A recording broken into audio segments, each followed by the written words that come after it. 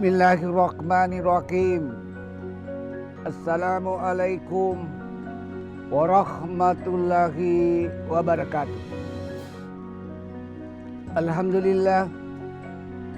Alhamdulillahi rabbil alamin. Wabihi nasta'inu ala umurid dunya waddin. Asyhadu an la ilaha illallah wahdahu la syarikalah. Wa asyhadu anna Muhammadan abduhu wa rasuluh. Allahumma salli wa sallim ala abdika wa rasulika Muhammad wa ala alihi wa sahbihi ajma'in, amma ba'd. Subhanaka la ilma lana illa ma 'allamtana innaka antal alimul hakim. Rabbi shrahli sadri wa yassirli amri wahlul 'uqdatam min lisani yafqahu qawli. Qala Allah Ta'ala fil Qur'anil Karim, ya ayyuhalladzina amanu taqullaha haqqa tuqatih wa la tamutunna illa wa antum muslimun. Wattasimu bihablillahi jami'an wa la tafarraqun.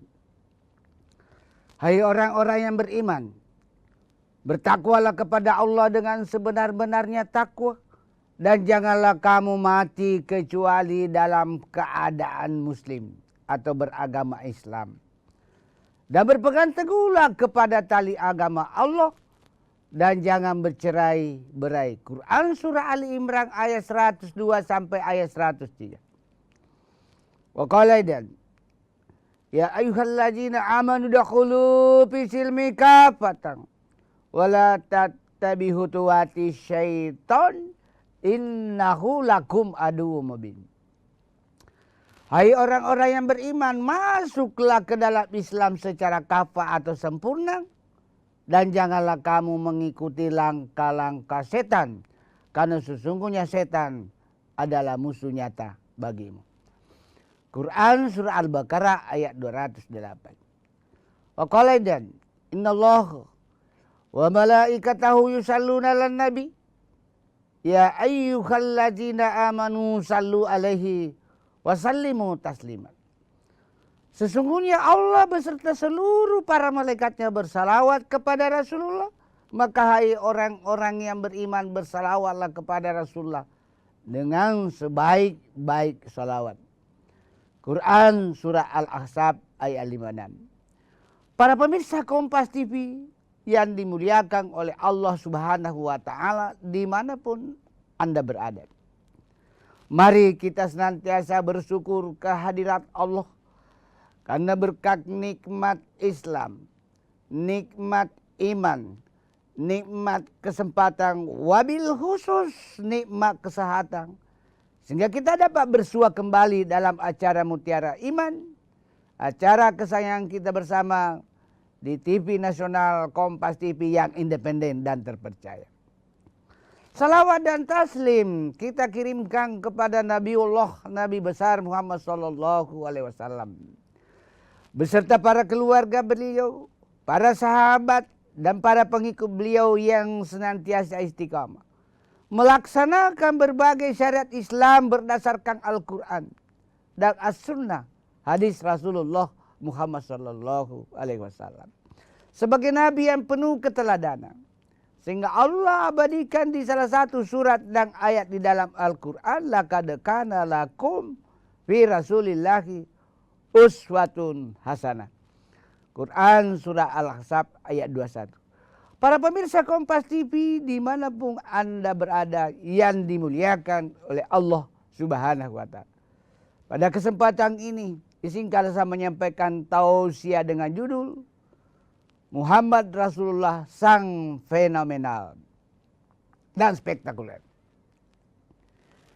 Tema atau judul ini saya angkat karena bulan ini bertepatan 16 September 2024 adalah hari kelahiran Rasulullah Muhammad SAW, bertepatan 12 Rabiul Awal, hari Senin tahun gajah, yang sebagian umat Islam merayakan sebagai hari Maulid Nabi besar Muhammad sallallahu alaihi wasallam. Para pemirsa Kompas TV yang dimuliakan oleh Allah Subhanahu wa taala dimanapun Anda berada. Memperingati hari lahirnya Rasulullah atau Maulid itu bukan bid'ah. Justru memperingati Maulid Rasulullah itu mengenang kembali sejarah Nabi, akhlak Nabi, kepribadian Nabi, dan berbagai fenomenal yang dibuktikan oleh Rasulullah sebagai sosok manusia biasa yang tidak pernah kuliah, tidak pernah mengikuti diklat atau pendidikan latihan militer, tapi hebat dalam memimpin sebagai panglima perang. Di dalam peringatan Maulid, apa yang kurang? Ada pembacaan ayat suci Al-Quran, ada tausiah atau ceramah dari para ustadz, para dai, para mubalik, para kiai. Apa yang kurang? Kalau dalilnya, cara berpikirnya bahwa tidak ada di zaman Nabi, itu sangat sempit cara berpikir seperti itu. Jadi kita melihat persoalan itu dengan cara berpikir berbagai arah yang disebut dengan berpikir divergen. Jadi kita melihat sisi atas bawah, melihat sisi kiri kanan, melihat depan dan belakang. Semua lini dilihat, itu cara berpikir divergen. Kalau alasannya tidak ada di zaman Rasulullah, tak usah naik pesawat pergi naik haji. Tidak ada, Rasulullah tidak ada. Di zaman Rasulullah tidak ada pesawat. Kalau alasannya tidak ada di zaman Rasulullah, tidak usah pakai mic ketika berceramah. Tak usah naik mobil karena mobil tidak ada di zaman Rasulullah. Jadi silakan memperingati Maulid, dan yang tidak memperingati jangan saling menyalahkan di antara kita sebagai umat Islam. Kita lanjutkan setelah yang satu ini.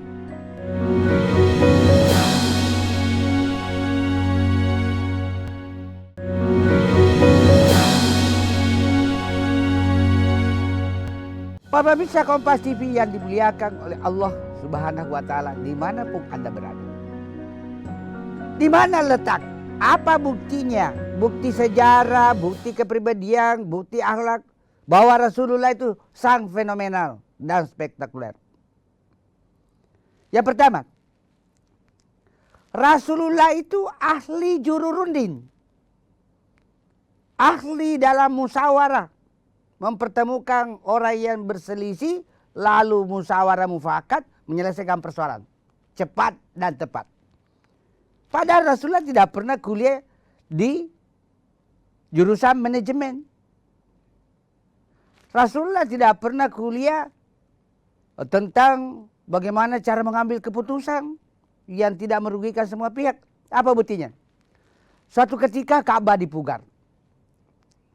Ka'bah dipugar di Makkah Al-Mukarramah. Setelah selesai dipugar, renovasi, tibalah saatnya batu Hajar Aswad dipasang kembali di sudut Ka'bah. Terjadi perselisihan 4 suku yang berselisih di waktu itu, masing-masing ingin sukunya yang memasang batu Hajar Aswad. Sampai 3 hari tidak ada keputusan, berselisih terus 4 suku.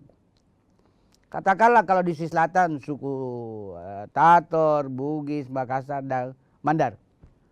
Oh, Mandar sekarang tidak masuk dari selatan. Tidak ada perselisihan. Akhirnya dia memutuskan, kita tunggu besok pagi siapa yang orang pertama kali muncul di Masjid Haram Makkah Al-Mukarramah, itulah yang pasang batu Hajar Aswad. Besoknya yang pertama kali muncul Rasulullah.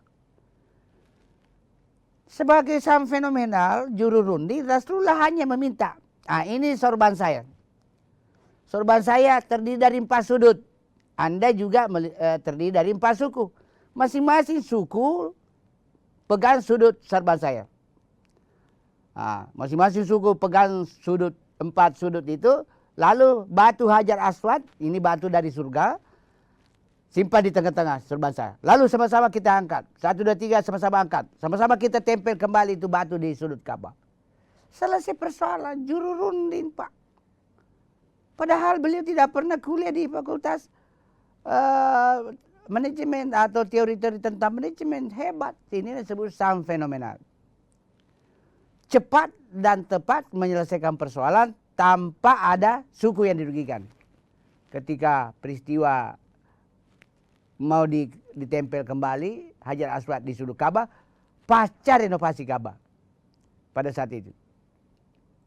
Apalagi bukti lainnya, beliau sang fenomenal.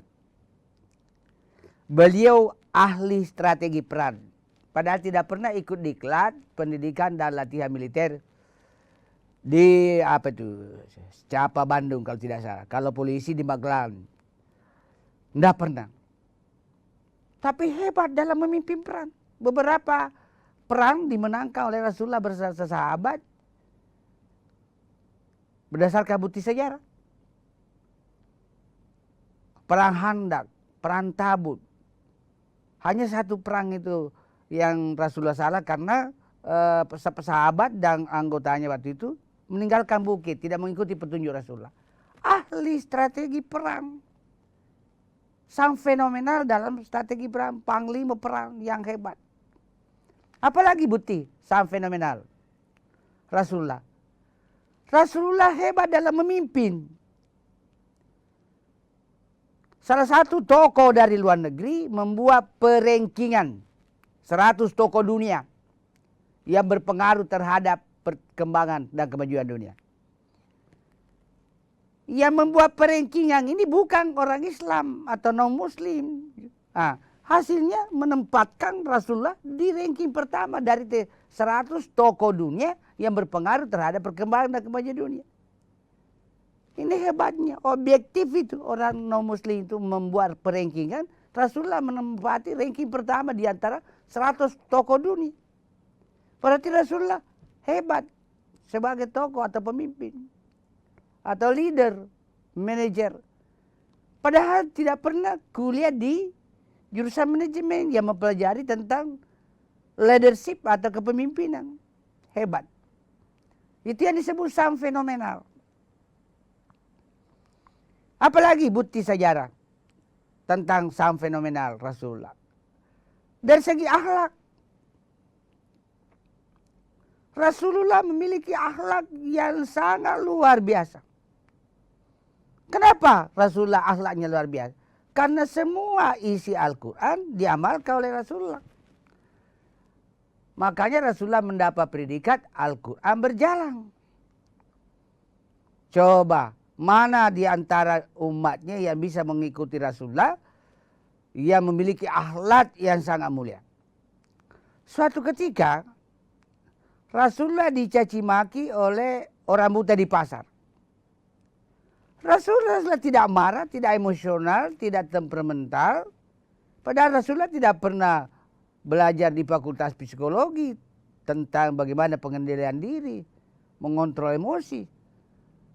Tapi hebat. Bukti sejarah juga yang menunjukkan Rasulullah setiap lewat di depan rumah orang tua Yahudi, beliau dilidahi.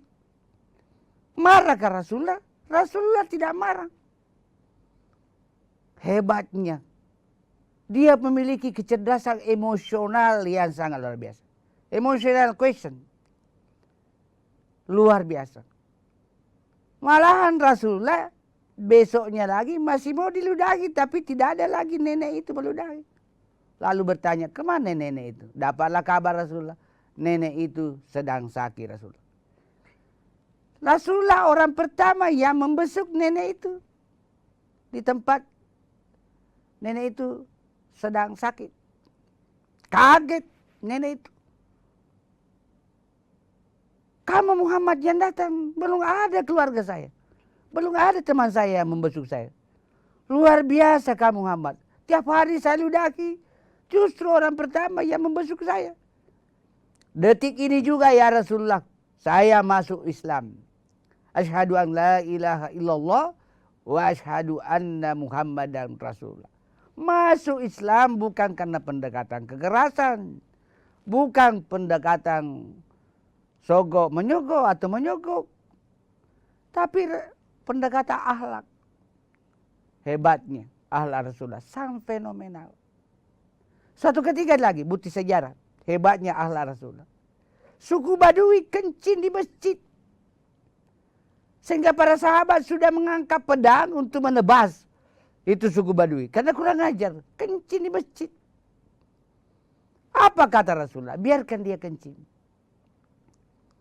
Sehingga dia puas. Lalu suku Badui yang kencing itu dapat petunjuk, akhirnya mengikuti juga Rasul. Pendekatan akhlak. Implikasi dari kehebatan akhlak Rasulullah ini adalah bahwa kalau kita jadi pemimpin, pendekatan kekerasan tidak menyelesaikan persoalan. Kita lanjutkan, para pemirsa, kita lanjutkan kajian tentang Rasulullah SAW fenomenal setelah yang satu ini.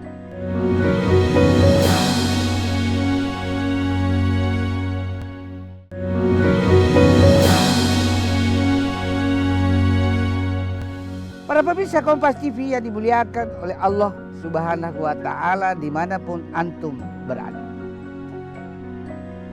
Kita lanjutkan kajian tentang Rasulullah SAW fenomenal. Pendekatan akhlak sehingga Rasulullah itu berhasil dalam memimpin.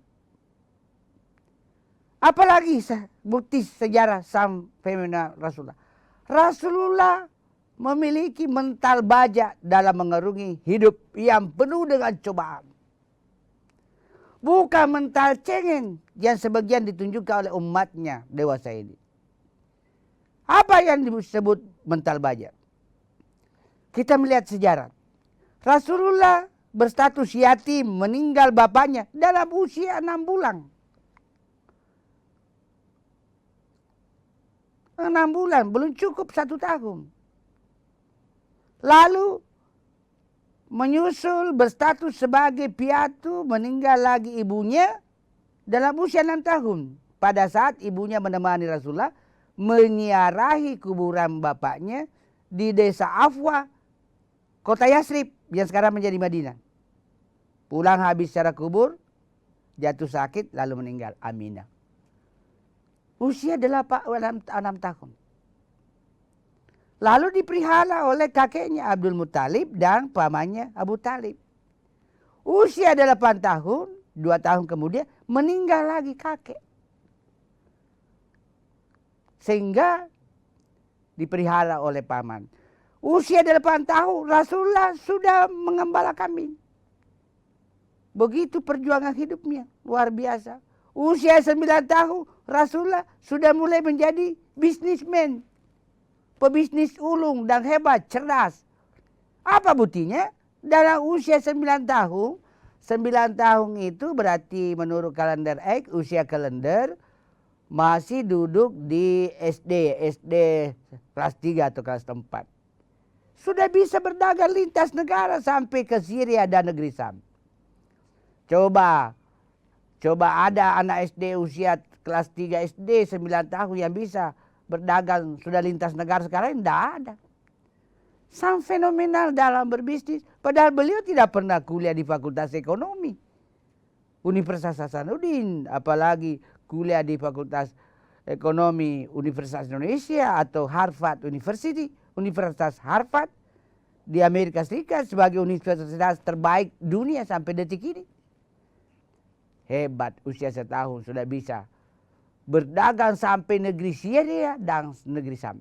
Akhirnya Siti Hadijah jatuh cinta kepada Rasulullah karena kehebatannya dalam berdagang, memiliki manajemen bisnis yang bagus, di samping juga jujur dalam berdagang.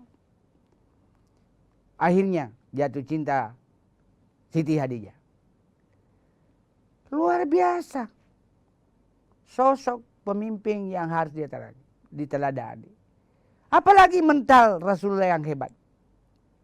Rasulullah sejak masa hidupnya tidak pernah merasakan kasur.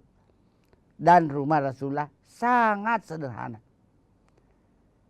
3S, RSS, rumah sangat sempit. Tapi Rasulullah masih bisa berkata-kata, baiti jannati, rumahku adalah surgaku. Umatnya sekarang rumahnya berlantai 7.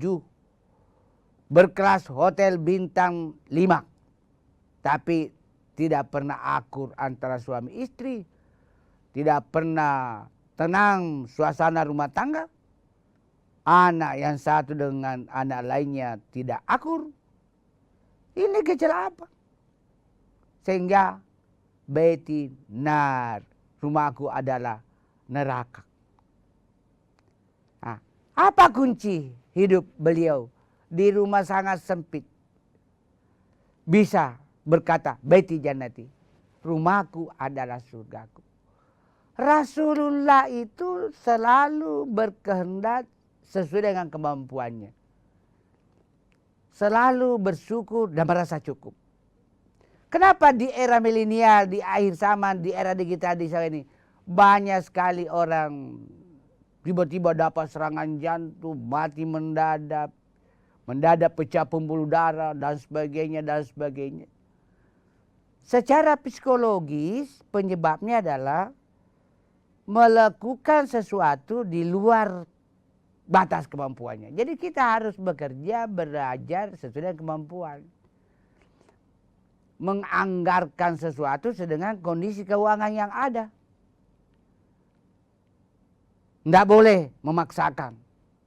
Segala sesuatu yang dilaksanakan dengan memaksakan dan terpaksa, hasilnya tidak bagus. Sebagai kesimpulan, Rasulullah hidupnya tenang karena selalu merasa qanaah, merasa cukup. Yang kedua, selalu merasa syukur apa yang ada. Yang ketiga, Rasulullah selalu melihat ke atas dalam urusan akhirat dan selalu melihat ke bawah dalam urusan dunia. Sebagai implikasi dari tausiah saya dalam kaitannya dengan bulan Maulid, memperingati hari Maulid, hari lahirnya Nabi besar Muhammad SAW, ialah mari kita teladani akhlak atau kepribadian Rasulullah dalam kehidupan kita sehari. Baik sebagai individu, sebagai suami, sebagai pemimpin rumah tangga, sebagai pemimpin negara, bangsa dan negara, sebagai pemimpin tingkat provinsi, kabupaten, kecamatan, kelurahan, sampai RT RW. Sehingga kita bisa mencapai negara baldatun thayyibatun wa rabbun ghafur. Hanya dengan kepemimpinan Rasulullah, Indonesia bisa mencapai negara baldatun thayyibatun wa rabbun ghafur. Makmur yang berkeadilan dalam kemakmuran. Sebagai kesimpulan, tausiah saya pada kesempatan ini yaitu bahwa Rasulullah adalah sosok pemimpin yang fenomenal berdasarkan bukti sejarah. Fenomenal dari segi ahli strategi perang, fenomenal sebagai panglima perang, fenomenal sebagai pemimpin rumah tangga yang romantis, fenomenal sebagai tokoh dunia ranking pertama berdasarkan rankingan yang dilakukan oleh tokoh dunia non muslim, fenomenal dari segi akhlak karena semua ajaran Quran diamalkan oleh Rasulullah, fenomenal dalam hal kepribadian, kecerdasan, baik kecerdasan emosional, kecerdasan spiritual, kecerdasan intelektual. Kenapa? Bagaimana contohnya kecerdasan spiritual? Rasulullah hubungannya dengan Allah sangat baik. Sampai bengkak kakinya kalau dia tahajud di malam hari. Padahal Rasulullah sosok manusia yang tidak memiliki dosa. Mudah-mudahan tausiah yang singkat ini ada manfaatnya bagi diri saya, keluarga saya, dan kepada pemirsa sekalian. Dan mudah-mudahan tausiah saya bernilai amal jariah di sisi Allah Subhanahu wa ta'ala dan memberikan makna yang dalam rangka kita kembali meneladani Rasulullah Muhammad SAW dalam kehidupan kita sehari-hari. Mohon maaf atas segala kehilapan dan kekurangan. Wabillahi taufik wal hidayah. Wassalamualaikum warahmatullahi wabarakatuh.